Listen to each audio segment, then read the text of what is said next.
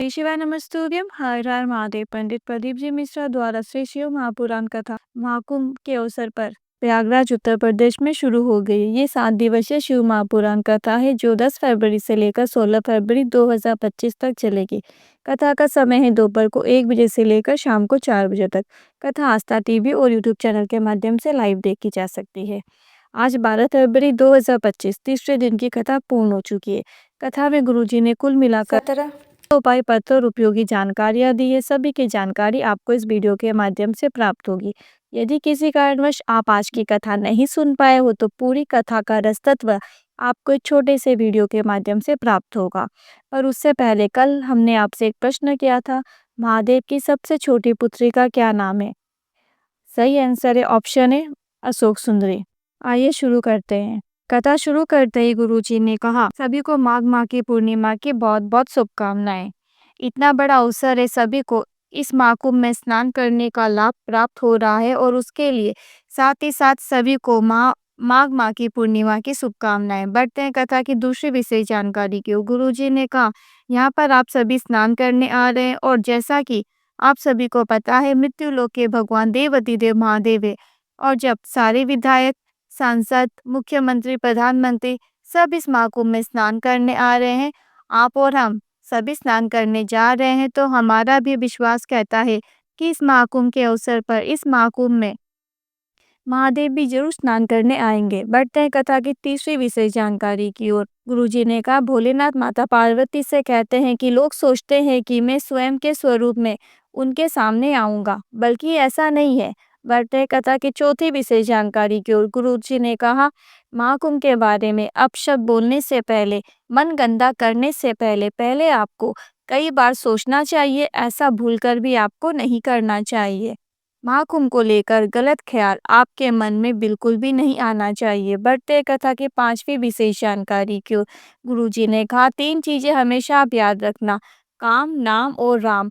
शिव महापुराण में स्वयं महादेव ने माता पार्वती से कहा है, हे पार्वती, दुनिया के लोग जब काम को पकड़ेंगे तो उनसे राम नाम छूट जाएगा। नाम को बढ़ाने के चक्कर में लगे रहेंगे तो भी उनसे राम नाम छूट जाएगा। दुनिया के लोग जब राम को पकड़ेंगे, राम के लिए जिएंगे तो उनका नाम भी बढ़ेगा और काम भी बढ़ेगा।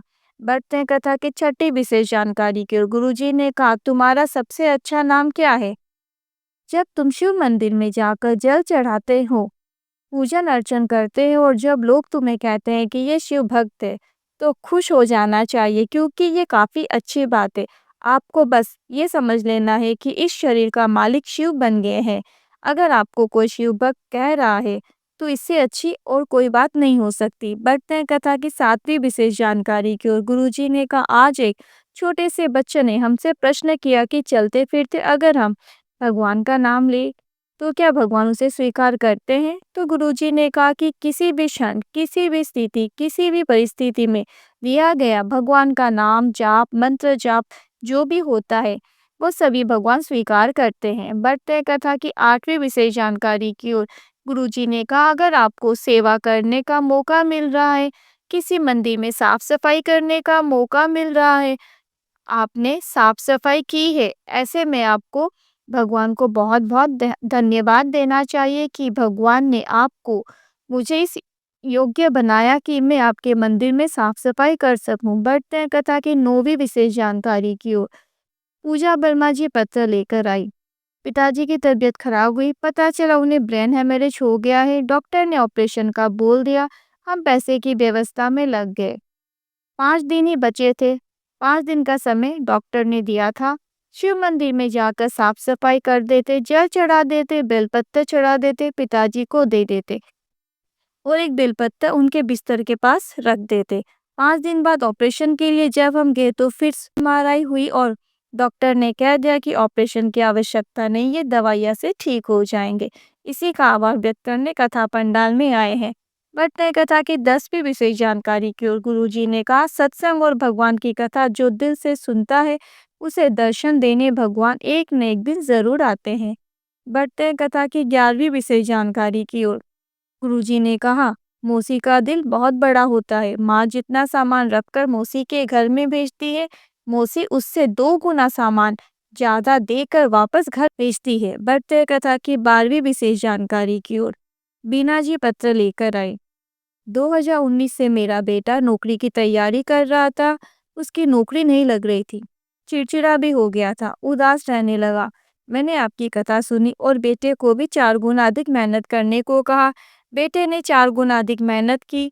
मंदिर में जाने लगा, बाबा को जल चढ़ाने लगा। बाबा की कृपा से बेटे की नौकरी लग गई है। इसी का आभार व्यक्त करने कथा पंडाल में आई हूँ।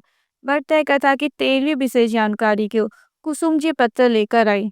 बच्चों को सफलता नहीं मिल रही थी। परिवार से ही किसी ने पशुपतिनाथ का व्रत करने को कहा।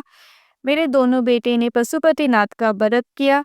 बाबा की कृपा से नौकरी लग गई है। इसी का आभार व्यक्त करने कथा पंडाल में आए हूँ। बढ़ते कथा की 14वीं विशेष जानकारी की ओर। पंकज जी पत्र लेकर आए। 7-8 साल से नौकरी की तैयारी कर रहा था, नौकरी नहीं लग रही थी। आप कहते हैं 4 गुना अधिक मेहनत करो। मैंने 4 गुना अधिक मेहनत करना शुरू किया। बाबा के मंदिर में जाना शुरू किया। शिव महापुराण कथा सुनना शुरू किया और बाबा की कृपा से सरकारी नौकरी लग गई है।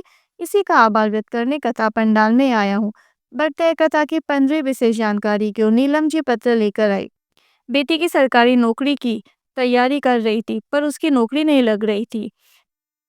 उसे पशुपतिनाथ व्रत करने को कहा, 4 गुना अधिक मेहनत करने को कहा और आज बेटी सीआईपीएफ के बाबू पद में चयन हो गई। इसी का आभार व्यक्त करने कथा पंडाल में आए हैं। बढ़ते कथा की 16वीं विशेष जानकारी की ओर। प्रियंका जी पत्र लेकर आई। जेई का एग्जाम बेटी ने दिया और उसका चयन नहीं हो पा रहा था। शिव महापुराण कथा में हमने सुना शुरू किया और बेटी को अधिक मेहनत करने को कहा। कथा पंडाल में कथा बैठकर सुनी और हमने सुना था, अगर पंडाल में किसी का मुंह थोड़ा सा झूठा कर दिया जाए, थोड़ा सा कुछ खिला दिया जाए तो कृपा अवश्य प्राप्त होती है। हम थोड़े से बिस्कुट और थोड़ा सा पानी लेकर बाबा की कथा पंडाल में पहुंच गए और बाबा की कृपा ऐसी हुई कि बाबा ने ट्रकों की लाइन लगा दी। 18 ट्रक लगवा दिया और बेटी ने कहा कि क्या मैं भी किसी को कुछ खिलाऊंगी कथा पंडाल में, तो क्या मुझे भी जेई के एग्जाम में सफलता प्राप्त हो सकती है। और बेटी ने भी ऐसा ही किया और बेटी जेई के एग्जाम में पास हो गई। इसी का आभार व्यक्त करने कथा पंडाल में आए हैं। बढ़ते कथा की 17वीं और अंतिम विशेष जानकारी की ओर। शिव महापुराण कथा 16 फरवरी को यहाँ पर समाप्त हो जाएगी। इसके बाद अगली शिव महापुराण कथा 17 फरवरी से 23 फरवरी तक तारा बाबा की कुटिया सिरसा हरियाणा में होगी।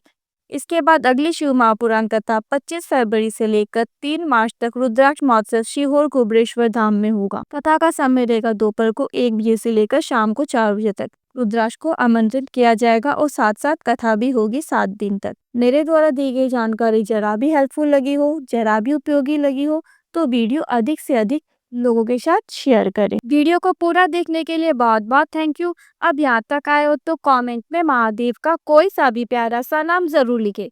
वीडियो कैसा लगा, हेल्पफुल आए तो मुझे कमेंट करके जरूर बताइएगा और वीडियो को लाइक जरूर कीजिएगा ताकि हमें भी मोटिवेशन मिलता रहे कि हमारी मेहनत जो है सफल हुई है। तो कमेंट जरूर कीजिएगा और व्हाट्सएप ग्रुप, इंस्टाग्राम सभी के लिंक डिस्क्रिप्शन के अंदर है और साथ ही साथ कमेंट बॉक्स में पिन कर दिया गया है। आप आसानी से ज्वाइन कर सकते हैं। मिलते हैं अगली वीडियो में। श्री शिवाय नमस्तुभ्यम। हर हर महादेव।